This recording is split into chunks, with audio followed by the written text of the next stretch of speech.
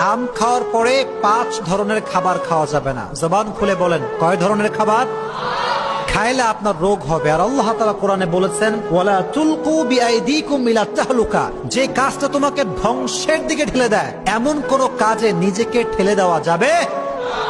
তাহলে 1 নাম্বার যে খাবারটি আপনি খাবেন না, আম খাওয়ার পরে পানি খাবেন না। কথা বলেন কি খাবেন না? যখন আপনি আম খাইছেন বেশি বেশি পানি খাওয়া যাবে। আমি এখন একটু পানি খাই, আমি তো আর আম খাই নাই, পানি খাবেন না। 2 নাম্বার, আম খাওয়ার পরে দই খাবেন না। কি খাবেন না প্রিয় ভাইরা? দইটা খাবেন না। দই খেলে কি হবে? আপনার অ্যালার্জির সমস্যা হতে পারে। 2 নাম্বার। 3 নাম্বার, আম খাওয়ার পরে করলা খাবেন না। কথা বলেন কি খাবেন না? করলা খাবেন না। 4 নাম্বার, আপনি যে কাজটি করবেন না সেটি হচ্ছে আম খাওয়ার পরে ঝালযুক্ত কিংবা মশলাযুক্ত কোনো খাবার খাবেন না। 4 নাম্বার। 5 নাম্বার, কোমল পানীয় কোনো জিনিস আপনি আম খাওয়ার পরে খাবেন না।